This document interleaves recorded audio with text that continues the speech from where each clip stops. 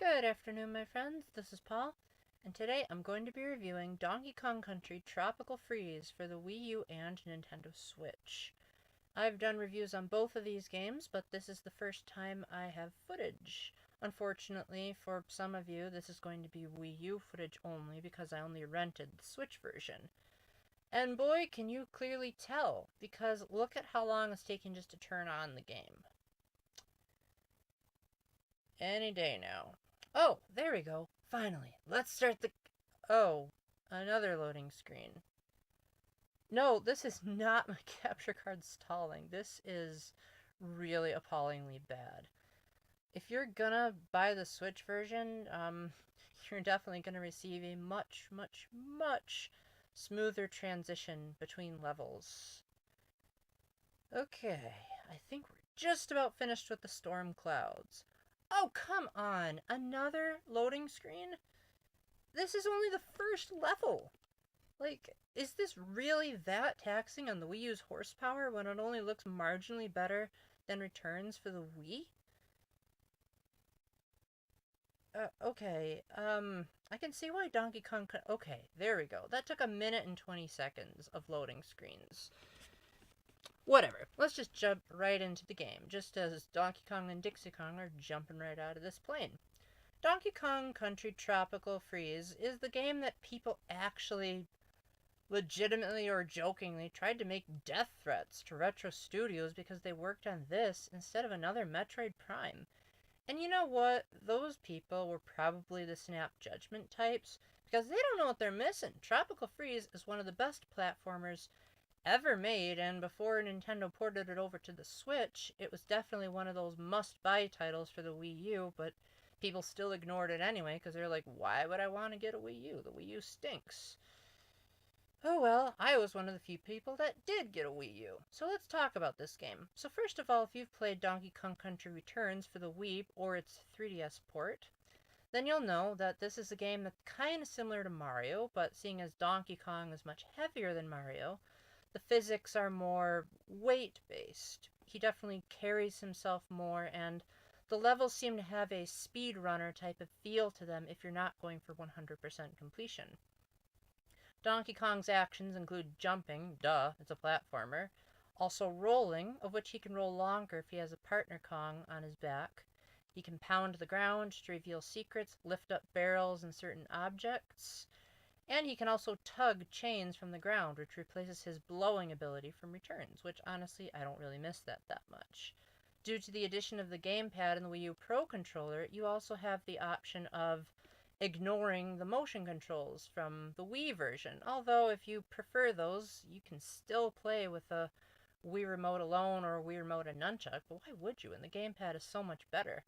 I would say that one of the detriments, if you're on the Wii U version and you're playing with the gamepad, is that while it's super cool that exclusive to the Wii U version is that some of the sound effects can come out of the gamepad instead of just the TV, the gamepad otherwise does absolutely nothing. Like, it doesn't even show your statistics. You'd think that maybe they would have learned a lesson from Donkey Kong Country Returns 3D and maybe had the gamepad display, what items Donkey Kong has, or maybe a progress meter or something like that. Yo, New Super Mario Bros. Anyone? That had a progress meter, and that was on the DS. Why couldn't the Wii U have been capable of that? Regardless, these are just minor nitpicks at this point. The level design in this game is so organic in the sense that everything flows together so nicely. You almost never, until the uber challenging final levels, do you see a platform that's there just for the sake of being there. Everything is either tied together or supported by tree trunks or whatnot.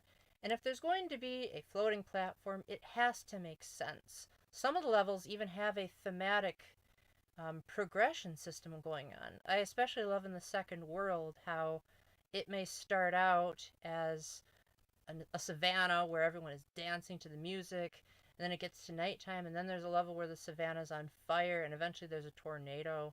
And it's the kind of thing that you don't really see in a platformer game. And for as little story as this game has, that's a pretty impressive way of telling a story, if I'm going to be real with you.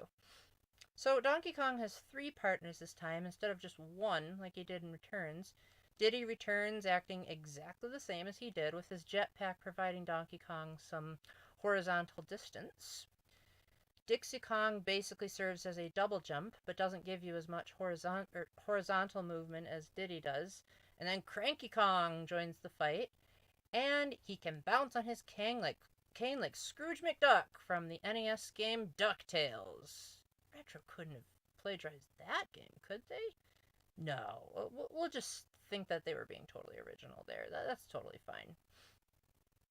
Anywho, you can pretty much swap between the Kongs anytime you want, although some levels definitely go out of their way to make sure that there's a preferred way of playing. Some barrels are one Kong only, saying you should have this Kong to beat it, but technically all of the levels are beatable by Donkey Kong alone. Also, each Kong gives Donkey Kong a Kong Pow move. Think of it as the final smash of this game. Basically, when you press L and R at the same time, or whatever controller you have, then Donkey Kong and his partner Kong will turn all of the enemies in the area into a specific item. In the case of Diddy Kong, he turns everything into balloons. Cranky Kong makes everything turn into coins. Dixie's is by far the most awesome. She turns everything into yellow hearts, which basically are like extra hearts. Because you only start out with 2 hearts when you're just Donkey Kong alone, and 4 if you have a partner Kong. So it's definitely a great incentive to give yourself more life without having to resort to the cheat item in Funky Kong's store. Speaking of which, Funky Kong offers a great assortment of helper items should the game prove too difficult, as Tropical Freeze removed the super guide from returns and demands that you beat the levels yourselves, unless you're playing the Switch version, which I'll get to later. You can buy, I'm not going to list every single item, because that would be tedious, but a couple of them say save you when you fall into a pit, give you more air underwater, give you more hearts, stuff like that. So you shouldn't have a reason to not be able to get through a level, as the game provides more than enough help. Although I'm not going to lie, this game is really tough. I may make it look easy, but 2 reasons for that are 1, this is only the first world that I'm showing you. 2, I've had a ton of practice. And 3, I nearly 100%ed returns. So this is a cakewalk compared to some of the later stuff you have to do. Believe me, you'll nearly tear your hair out if you can make your way to the post-game content. Now, exclusive to the Nintendo Switch version is a mode called Funky Mode, and that's pretty much the only thing they added, besides 1 new trophy that you can get in the shop. Basically, you have the option of playing as Funky Kong on the Nintendo Switch, where he has basically all of the abilities of the Kong partners right off the bat. He can hover in the air with his surfboard unlimited amounts of time, at least until you run out of air. He can also do unlimited rolls, unlimited air underwater, starts out with 5 hearts, assuming you don't buy more in the shop, and he's also immune to spikes. Kind of reminds me of Mighty the Armadillo from Sonic Mania Plus, but we're not going to keep comparing games here. That's going to get annoying. Suffice to say that he makes the game a lot more bearable, especially if you want to get the post-game content, but it doesn't make the game on autopilot either. Well, most of the time. True, Funky will not beat the level for you, and there are definitely still going to be some brutal challenges, especially in that post-game. Even Funky Kong can't get you through everything. Eventually, you're gonna have to master the platforming mechanics. But if the Switch version gets to be too hard, well, guess what? They sort of brought the super guide back in the form of, you stink. Let's just beat the level for you if you die enough times. Which is cool if, say, you have a younger child that's not that good at platforming, but for people like me, that's just a slap in the face, because a lot of the times, the reason I would fail in the first place was because I was trying to get all the extra collectibles that are not required to beat the game. And those you can't get with the super guide anyway, and they don't save if you do the whole skipping a level deal. So why even offer that option? Why not give an option for that to never appear, and just make it so that you have to beat the game? Of course, you have the option of going original game mode when you start out the Switch version, but why couldn't that have been an option in Funky Mode? Now, when you're playing Funky Mode, you can switch back to Donkey Kong and crew, and you might be wondering, Paul, why would I want to do that when Funky is so amazing? Well, Funky Mode doesn't only let you play as Funky Kong, it also adds a couple of quality of life improvements to the game. Nothing mind-blowing, but still nice. You can collect Kong letters in separate runs of the level instead of having to get them all at once. You can carry items into a level and then use them while you're in mid-level instead of equipping them before the level exclusively. There's also discounts in the store because, Funky's Bird runs the store, and so he gets the employee discount.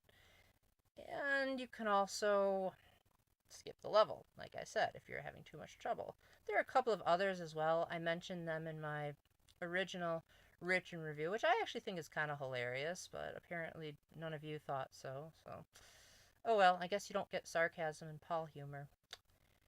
Anyway, let's talk about the audio and the visuals for a little bit before I move into my verdict. So, Donkey Kong Country Tropical Freeze is an absolutely beautiful game no matter what system you play it on.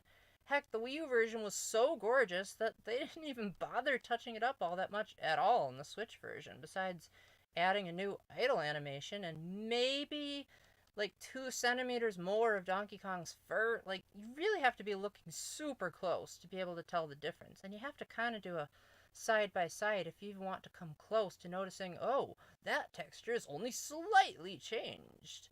I think people should just admit the Switch isn't that much more powerful than the Wii U and stop trying to say, oh, these Switch games are absolutely gorgeous masterpieces when most of them are just rehashes of Wii U graphics.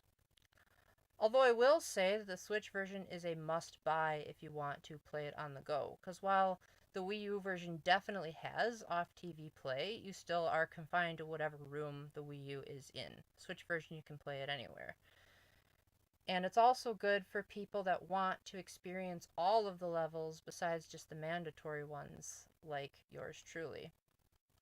Sound design is also fantastic. Most of the sound effects returns,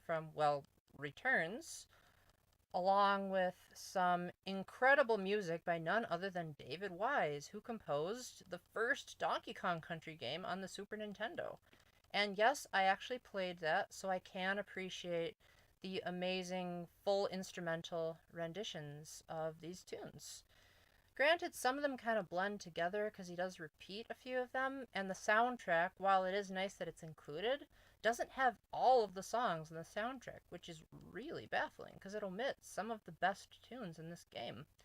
Nevertheless, this is definitely a great Donkey Kong soundtrack, probably one of the best, besides maybe whatever one has aquatic ambiance, whatever it's called.